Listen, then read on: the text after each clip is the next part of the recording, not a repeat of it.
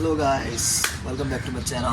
Okay, I'm outside of the scout building. Okay. Let's jump back to our reading. Okay, where we were prove yourself of phase 3, the precipice, deepening the effect through extreme measures. Okay, prove yourself. Most people want to be seduced. If they resist your effort, it is probably because you have not gone far enough to allay their doubts about your motives, the depth of your feelings, and so on. One well-timed action that shows how far you are willing to go to win them over will dispel their doubts. Do not worry about looking foolish or making a mistake. Any kind of deed that is self-sacrificing and for your target's sake will so overwhelm their emotions they won't notice anything else. Never appear discouraged by people's resistance or complaint. Instead, meet the challenge by doing something extreme or chivalrous. Conversely, spur others to prove themselves by making yourself hard to reach, unattainable, worth fighting for. Seductive evidence. Anyone can talk big, say lofty things about their feelings, insist on how much they care for us, and also for all oppressed peoples in their far reaches of the planet. But if they never behave in a way that will back up their words, we begin to doubt their sincerity. Perhaps we are dealing with a charlatan or a hypocrite or a coward. Flattery and fine words can only go so far. A time will eventually arrive when you will have to show your victims some evidence to match your words with deeds. This kind of evidence has two functions. First, it allays any lingering doubts about you. Second, an action that reveals some positive qualities in you is immensely seductive in and of itself. Brave or selfless deeds create a powerful and positive emotion reaction. Don't worry, your deeds do not have to be so brave and selfless that you lose everything in the process. The appearance alone of nobility will often suffice. In fact, in a world where people overanalyze and talk too much, any kind of action has a bracing seductive effect. It's normal in the course of a seduction to encounter resistance. The more obstacles you overcome, of course, the greater the pleasure that awaits you. But many, a seduction fails because the seducer does not correctly read the resistance of the target. More often than not, you give up too easily. First, understand the primary law of seduction. Resistance is a sign that the other person's emotions are engaged in the process. The only person you cannot seduce is somebody distant and cold. Resistance is emotional and can be transferred into its opposite, much as in jiu-jitsu, the physical resistance of an opponent can be used to make him fall. If people resist you because they don't trust you, and apparently are selfless deed, showing how far you are willing to go to prove yourself is a powerful remedy. If they resist because they are virtuous or because they are loyal to someone else, all the better. Virtue and repressed desire are easily overcome by action. As the great seductress Natalie Barney once wrote, most virtue is a demand for greater seduction. There are two ways to prove yourself. First, the spontaneous action. A situation arises in which the target needs help, a problem needs solving, or simply he or she needs a favor. You cannot foresee these situations, but you must be ready for them, for they can spring up at any time. Impress the target by going further than really necessary, sacrificing more money, more time, more effort than they had expected. Your target will often use these moments or even manufacture them as a kind of test. Will you retreat or will you rise to the occasion? You cannot hesitate or flinch even for a moment, or all is lost. If necessary, make the deed seem to have cost you more than it has. Never with words, but indirectly. Exhausted looks, reports spread through a third party, whatever it takes. The second way to prove yourself is the brave deed that you plan and execute in advance on your own and at the right moment, preferably some way into the seduction. When any doubt the victim still has about you are more dangerous than earlier on, choosing a dramatic, difficult action that reveals the painful time and effort involved. Danger can be extremely seductive. Cleverly lead your victim into a crisis, a moment of danger, or indirectly put them in an uncomfortable position, and you can play the rescuer, the gallant knight. The powerful feelings and emotions this elicits can easily be redirected into love. Some examples. 1. In France in the 1640s, Marianne d'Orléans was the courtesan man lusted after. The most renowned for her beauty, she had been the mistress of Cardinal Richelieu, among other notable political and military figures. To win her bed was a sign of achievement. For weeks the Rey Count Germain had wooed d'Orléans, and finally she had given him an appointment for a particular evening. The Count prepared himself for a delightful encounter, but On the day of the appointment, he received a letter from her in which she expressed in polite and tender terms her terrible regrets. She had the most awful headache and would have to stay in bed that evening. Their appointment would have to be postponed. The Count felt certain he was being pushed to the side for someone else, for D'Orleans was a capricious as she was beautiful. Gramont did not hesitate. At nightfall, he rode to the Marais, where D'Orleans lived, and scouted the area.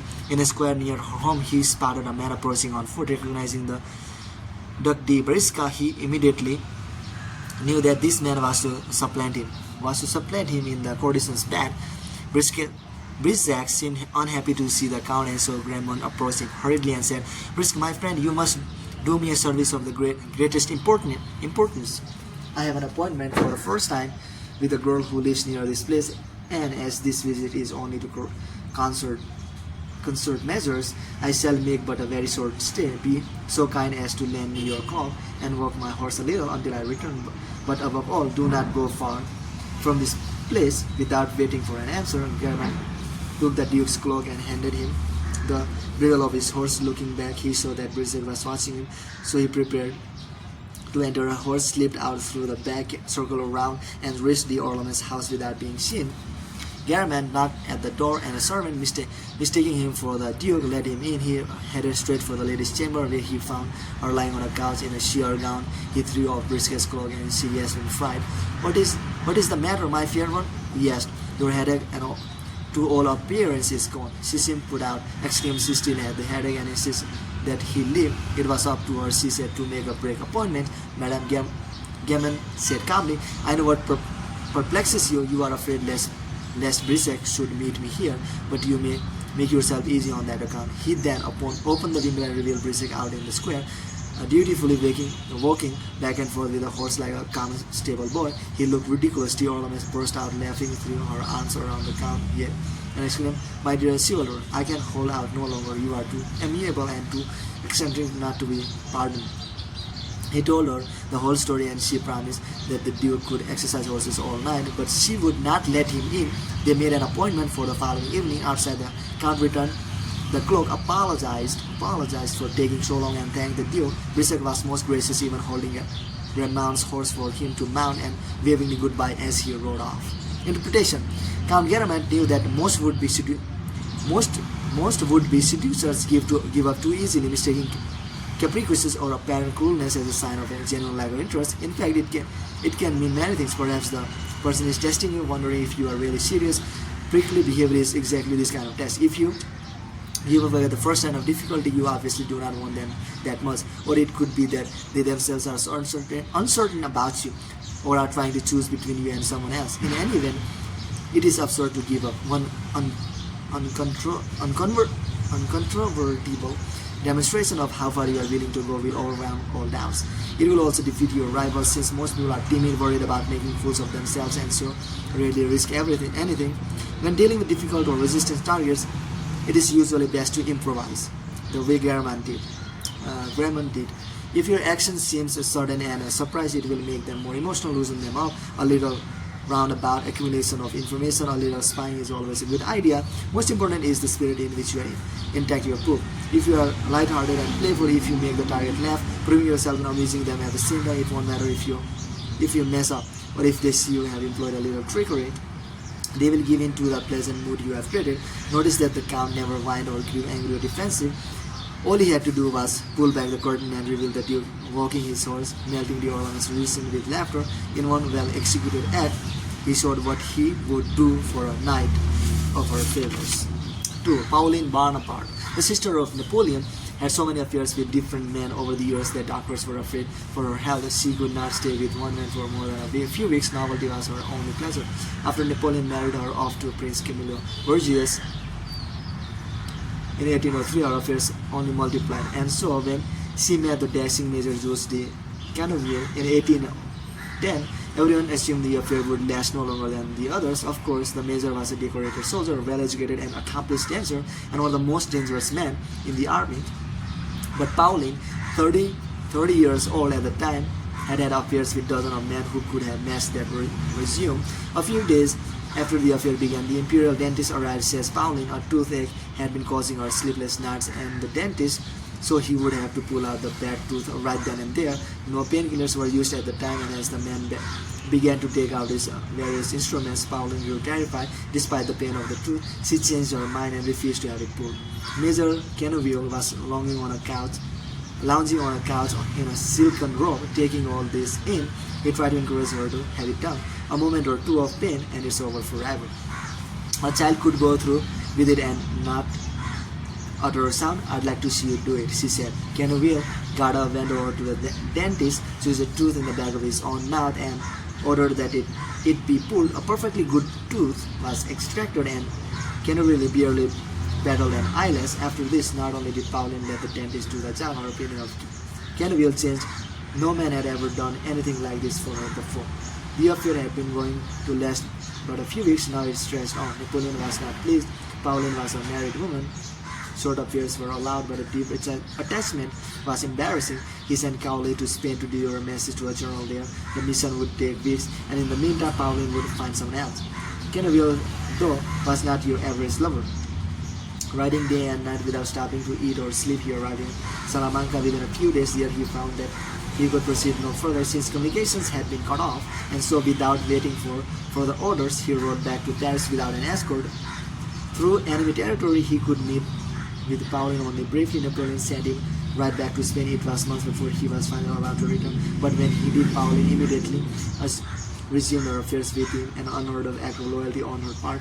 This time Napoleon sent Cavalier to Germany and finally to Russia, where he died bravely in battle in 1812. He was the only lover Pauline ever waited for, and the only one she ever mourned. Interpretation. In seduction, the time often comes when the target has begun to fall for you, but suddenly pulls back. Your motives have begun to seem dubious. Perhaps all you are after is sexual favors or power or money. Most people are insecure, and doubts like this can ruin the seductive illusion. In the case of Pauline Bonaparte, she was quite accustomed to using men for pleasure, and she knew perfectly well that she was being used in turn. She was totally cynical, but people often use cynicism to cover up insecurities. Pauline's secret anxiety was that none of her lovers had ever really loved her, that all of them to a man had really just wanted sex or political favors from her. When Cowley showed it through concrete actions and the sacrifices he would make for her, his truth, his career, his life, he transformed a deeply selfish woman into a devoted lover. Not that her response was completely unselfish, his deeds were a boost to her vanity. If she could inspire these actions from him, she must be worth it. But if he was going to appeal to the noble side of her nature, she had to rise to that level as well, and prove herself by remaining loyal to him. Making her deed as dashing and chivalrous as possible will elevate the seduction to a new level. Stir up deep emotions and conceal any ulterior motives you may have. These sacrifices you are making must be visible. Talking about them or explaining what they have cost you will seem like bragging. Lose sleep, fall ill, lose valuable time, put your career on the line, spend more money than you can afford. You can exaggerate all this for effect, but don't get caught up boasting about it or feeling sorry for yourself. Cause yourself pain and let them see it. Since almost everyone else in the world seems to have an angle, your noble and selfish deed will be irresistible. 3. Throughout the 1890s and into the early 20th century, Gabriel D'Annunzio was considered one of Italy's premier novelists and playwrights, yet many Italians could not stand the man. His writings was florid, and in person he seemed full of himself, or dramatic, riding horses naked on the beach, pretending to be a Renaissance man and more of the kind. His novels were often about war and about the glory of facing and defeating death, an entertaining subject for someone who had never actually done so. And so, at the start of the World War I, no one is surprised that D'Annunzio led the call for Italy to side with the Allies and enter the fray. Everywhere you turn, there he was giving a speech in favor of war, a campaign that succeeded in 1915 when Italy finally declared war on Germany and Austria. D'Annunzio's role so far had been completely predictable, but what is surprised the Italian public was that this 52-year-old man did next. He joined the army. He had never served in the military. Boards made him a CC, but he could not be dissociated. Eventually, the authorities gave him a post in cavalry divisions, hoping to keep him out of combat. Italy had little experience in war, and its military was somewhat chaotic. The general somehow lost track of D'Annunzio, who in any case had decided to leave his cavalier decision and formed units of his own. He was an artist after all and could not be subjected to every discipline. Calling himself Comandante, he overcame his habitual seasickness and distracted a series of daring raids, leading groups of motorboats in the middle of the night into Australian harbors and fighting torpedoes and anchored ships. He also learned how to fly and began to lead dangerous sorties. In August of 1915, he flew over the city of Trieste, then in enemy hands, and dropped Italian flags and thousands of pamphlets containing a message of hope written in his imitable style. The end of your marathon is at hand. The dawn of your joy is imminent. From the heights of heaven, on the wings of Italy, I threw out this, replaced this message from my heart. He flew at altitudes unheard of at the time, and the thick enemy fire. The Australians put a price on his head. On a mission in 1916, D'Annunzio fell against his machine gun, permanently injuring one eye and seriously damaging the other.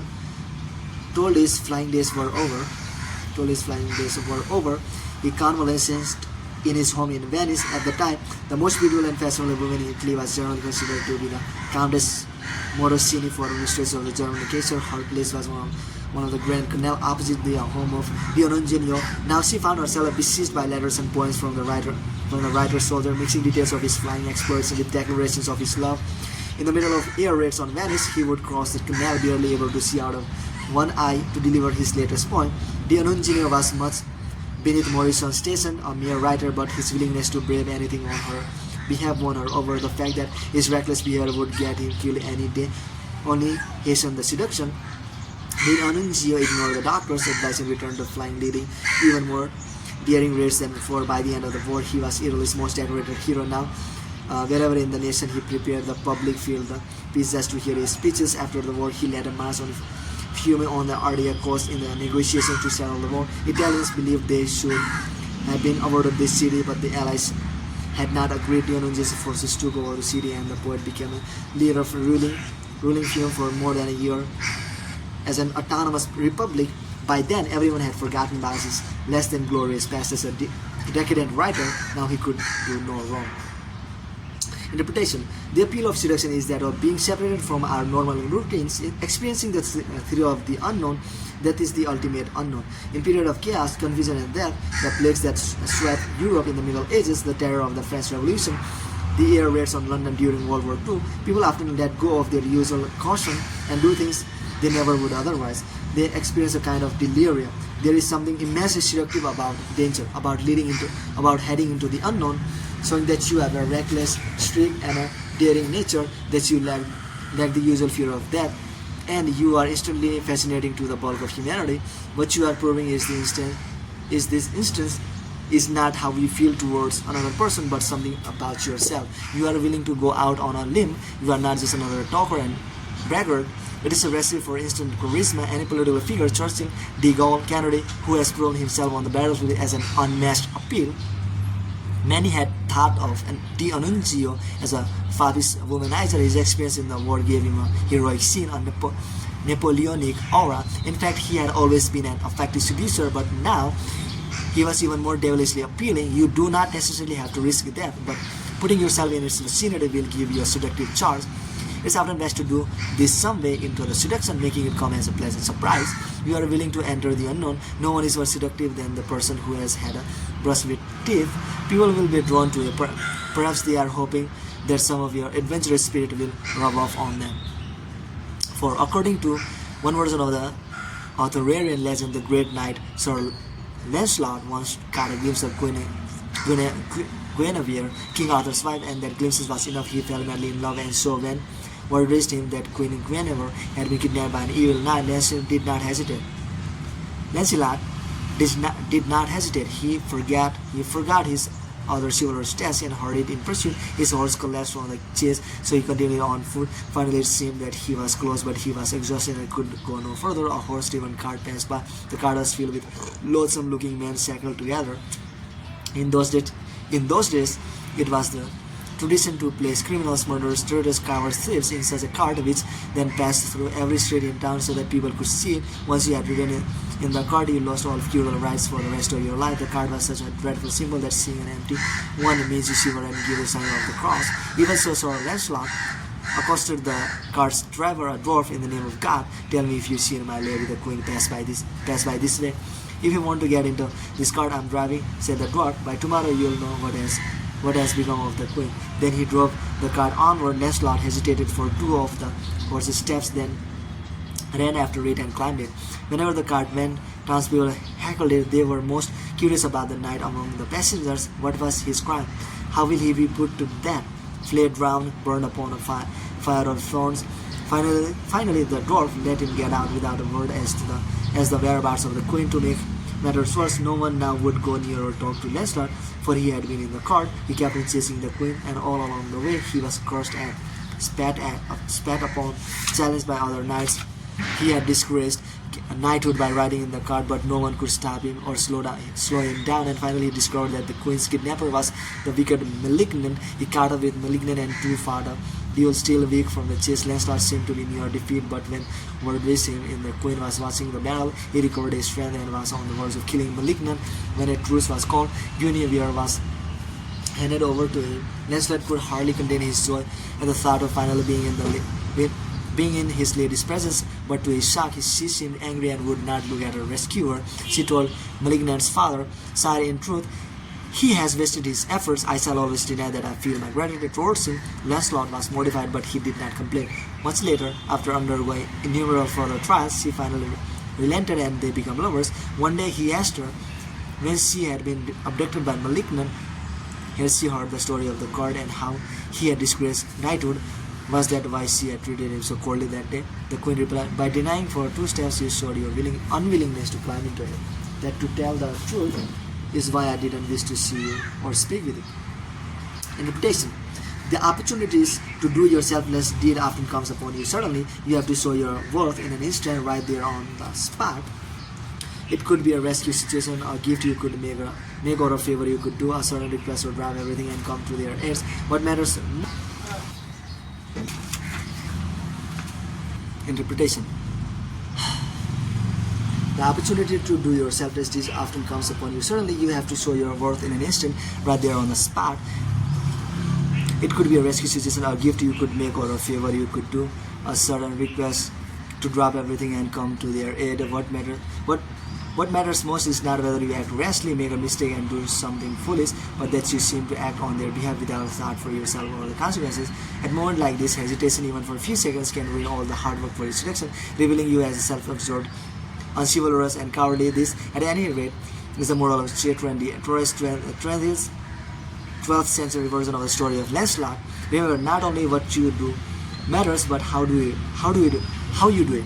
If you are naturally self-absorbed, learn to disguise it, react as spontaneously as possible, exaggerating the effect by seeming flustered, overexcited, or even foolish. Love has driven you to that point. If you have to jump into the cart for Guinevere's sake, make sure she sees that you do it without the slightest hesitation. 5. In Rome, sometimes around 1531, word spread of a sensational young woman named Tullia the Argona. By the standards of the period, Tullia was not a classic beauty. She was tall and thin at a time when the plump and voluptuous woman was considered the ideal, and she lacked the cloying, giggling manners of most young girls who wanted masculine attention.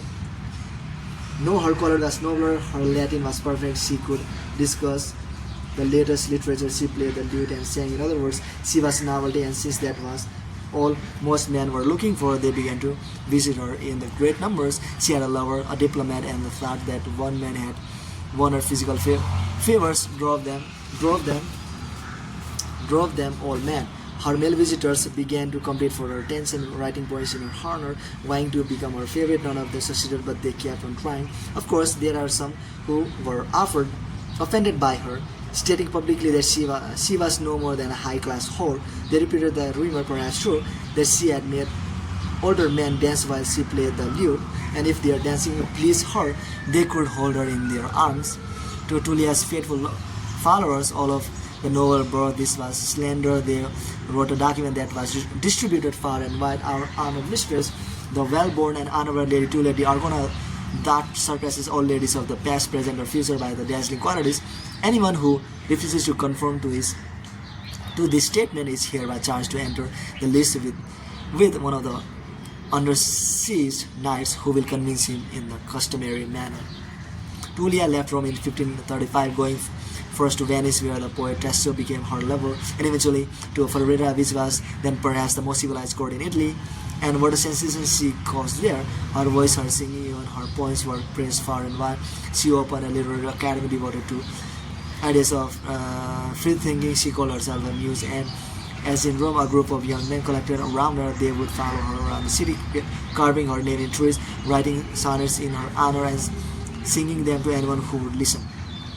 One young nobleman was driven to distraction by this cult of adoration. It seemed that everyone loved Tullia, but no one received her love in return. Determined to steal her anyway and marry her to this young man, tickled her interest, allowing him to visit her at night. He proclaimed his undying devotion, showered her with jewels and presents, and asked for her hand. She refused. He pulled out a knife. She still refused, and so he stabbed himself. He lived, but not Tullia's reputation was even greater than before. Not even money could buy her favors, or so it seemed. As the years went by and her beauty faded, some poet or intellectual would always come to her defense and protect her. Few of them ever pondered the reality that Tullia was indeed a courtesan, one of the most popular and well-paid in the profession. Interpretation. All of us have defects of some sort. Some of these we are born with and cannot help. Tullia had many such defects. Physically, she was not the Renaissance ideal. Also, her mother had been a courtesan and she was illegitimate. Yet the men who fell under her spell did not care. They were too distracted by her image, the image of an elevated woman, of women you would have to fight over to win. Her pose came straight out of the Middle Ages, the days of knight and troubadours. Then a woman, most often married, was able to control the power dynamic between the sexes by withholding her favors until the knight somehow proved his worth and the sincerity of his sentiments. He could be sent on a quest or made to live among lepers or compete in a possibly fatal joust for her honor, and this he had to do without complaint. Although the days of the troubadour are long gone, the pattern remains. A man actually loves to be able to prove himself, to be challenged, to compete, to undergo tests and trials and emerge victorious. He has a masochistic streak. A part of him loves pain, and strangely enough, the more a woman asks for, the wealth worthier she seems. A woman who is easy to get cannot be worth much.